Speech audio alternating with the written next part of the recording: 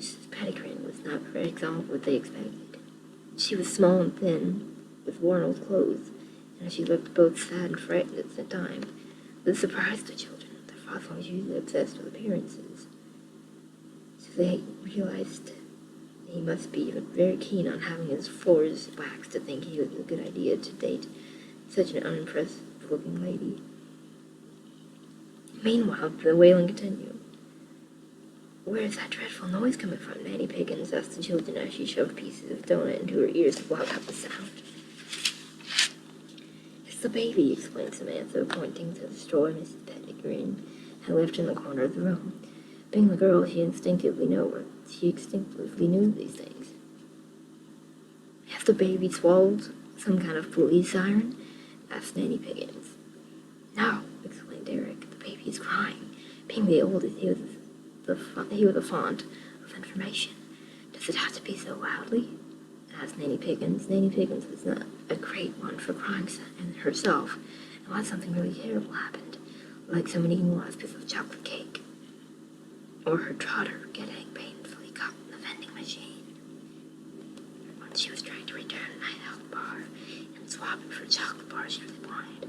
"Babies always cry like that," said Michael. He would know because he was only 7 years old.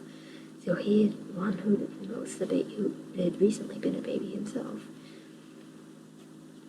"Well, I'll see you at 4 o'clock, said Mr. Green, as he grabbed Miss Pettigrew firmly on the hand and whisked her out to the house before Nanny Piggins had a chance to reconsider their argument. Nanny Piggins and the children found themselves left alone with the baby.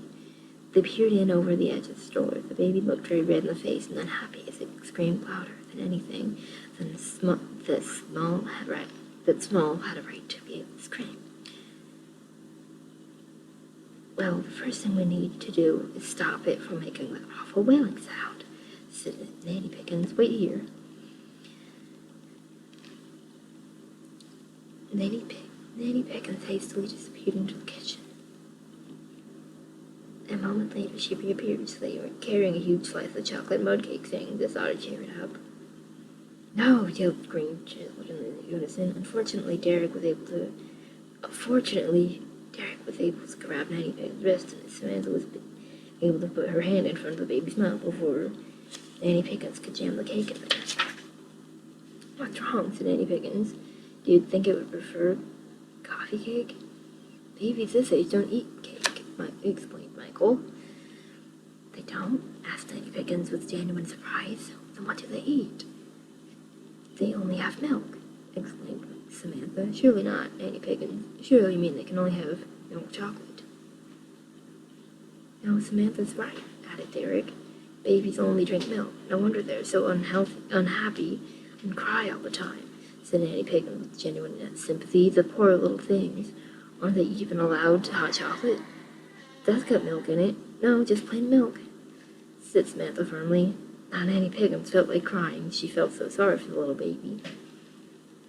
"But how do we get it to stop crying?" she asked, thinking it'd be worth at least trying the chocolate mud cake on the baby, because having bits of jelly donut shoved in her ears was getting sticky and unpleasant. "Babies like being hugged," suggested Eric. "Really?" said Nanny Piggins. This brightened her up. Michael ran and fetched Boris. "Why?" "Because he's a bear, and bears are expert at hugging," explained Nanny Piggins. "That's why they named bear hugs after them." Michael soon returned with Boris. "What was that dreadful noise?" asked Boris. He wasn't very experienced with babies either. "This poor baby's upset because it can only drink milk," explained Nanny Piggins. "Yuck," said Boris. "I know," said Nanny Piggins. "Apparently he needs a hug." "Don't we all?" said Bears as he carefully scooped up the little baby.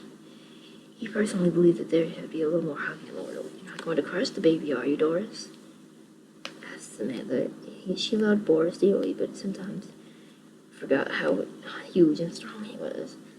"Don't be silly," said Nanny Piggins. "You wouldn't ask Einstein if he knew how to add. You wouldn't ask Mozart if he could hum a tune. So you wouldn't question a bear's ability to hug." Boris held the helpless little baby to his chest, surprisingly tender for 1,000-pound, 10-foot-tall bear and rubbed it soothingly on the back. Miraculously, the baby stopped crying. "You see," said Nanny Piggins, as she deftly ate the baby's slice of mud cake.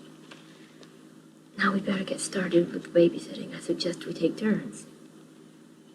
I'll go first. Put the baby on the sofa for us. I'll start sitting on it right away." Fortunately, the green children were again able to grab Nanny Piggins before she actually sat on the infant. "What's wrong?" she asked. You don't actually sit on the baby when you babysit," said Derek. "I might just squash them if you did," added Michael. "Babysitting just means baby watching," explained Samantha. "Why do they call it babysitting?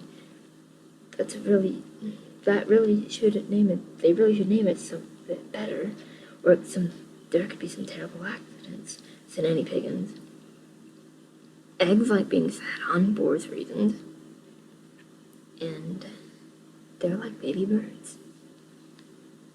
"Are you sure this baby wouldn't like to be sat on just for a minute or two?" The green children lunged to stop Boris at his bear-sized bottom, or moved dangerously close to the baby. "No, we're definitely just meant to watch after the baby. A whole day with the baby. We'll have to think of something to do with it," said Nanny Piggins thoughtfully. "I think most babysitters just sit and watch television while they're taking care of the baby," said Samantha, starting to worry what Nanny might have in mind.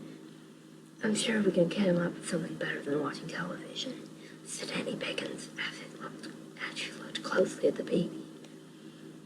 It is a remarkably pretty baby.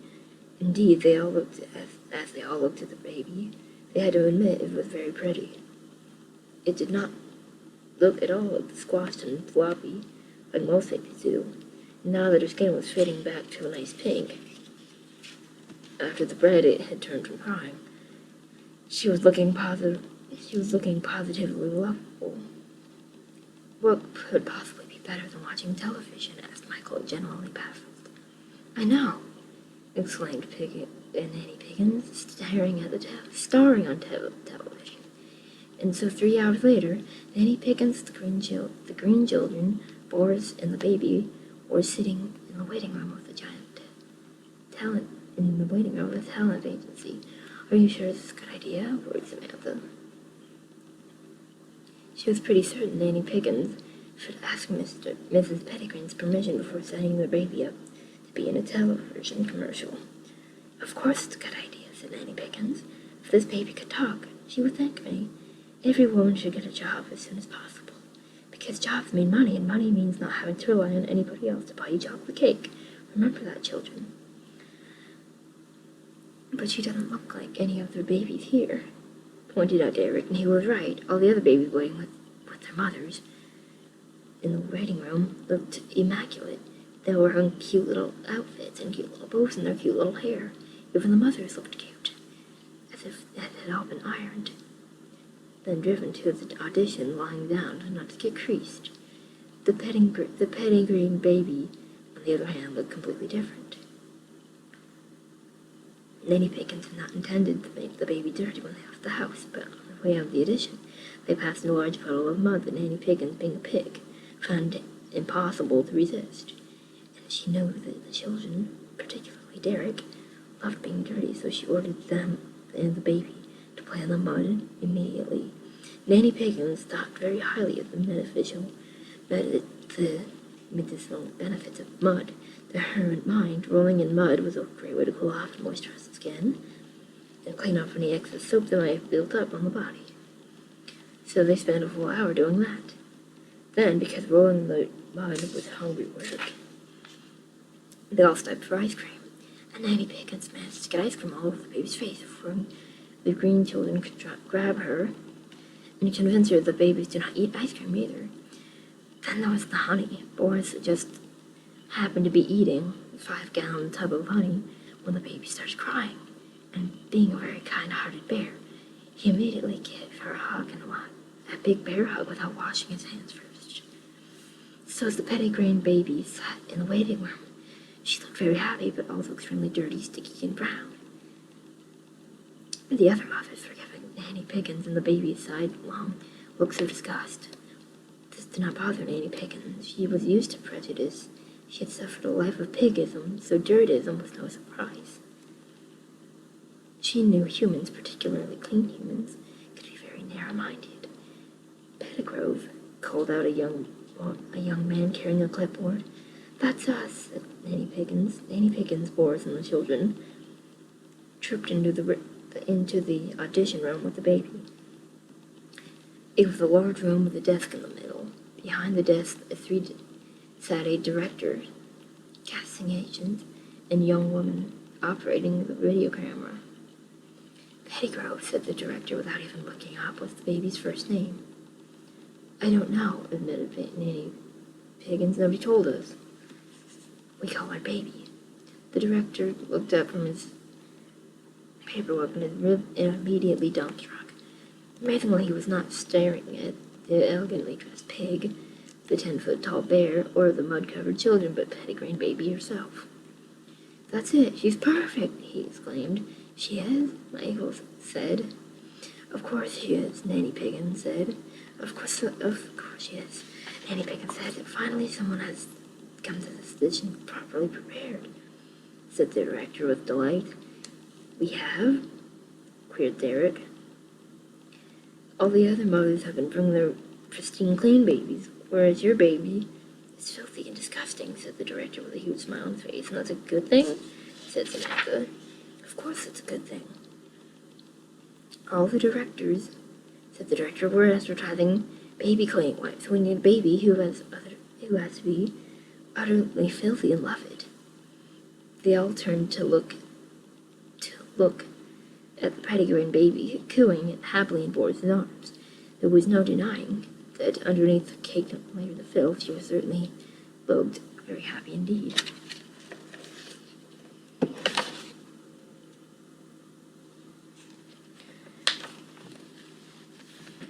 Later that afternoon, Nanny Piggins, the children, and Boris were all in the living room playing lava floor, where you jump from one piece of furniture to another, pretending the floor made of deadly boiling lava. When Mr. Green and Mrs. Pettigrew returned, Mr. Green looked very small. He'd been out on a 6-hour date and only spent $2.50 on ice cream for himself, but not one for Mrs. Pettigrew, saying he knew ladies like to watch their weight. Mrs. Pettigrew, on the other hand, looked even sadder and more miserable when he had arrived that morning. The only thing that cheered her up was seeing her baby and giving it a bear hug. "Good technique," whispered Boris from his hiding place behind the curtains. "Not bad for a human." So how did you get on? Asked Mr. Green, not really that he cared, but he thought it made him look good enough to have a conversation with his staff. "Got the baby a job," said Nanny Piggins, "but it's going to get paid $20,000 to be in television commercial for baby wipes." $20,000! exclaimed Mr. Green, wishing he had a ring so he could get down on his knee and propose to Mrs. Pettigrew right away. He surely wanted a wife that could scrub floors, but a wife with a baby who could bring an even greater hourly rate than a tax lawyer was too good to be true. Unfortunately for Mr. Green, however, he never got a chance to propose. Mrs. Pettigrew was too busy squealing with delight, dancing with joy, and kissing the baby. We're rich, we're rich, we're rich," she cried. "Now we don't have to go on any more dates with horrible, unattractive middle-aged men who are too cheap to buy me an ice cream." "I beg your pardon," said Mr. Green, who was really rather stupid, because there was no way he was going to enjoy hearing Mr. Pettigrew repeat herself. "I only went out with you because I felt I owed it to Melissa to find her a father," said Mrs. Pettigrew. "Ah, Melissa, that's her name." Nanny Piggins nodded. "I thought she looked like Melissa. I know a widow living on a cleaner's wage can't afford to be picky," continued Mrs. Pettigrew, "but the mother of a television commercial star can be very picky indeed." And so Nanny Piggins' first attempt at babysitting with an actual baby ended up very happily.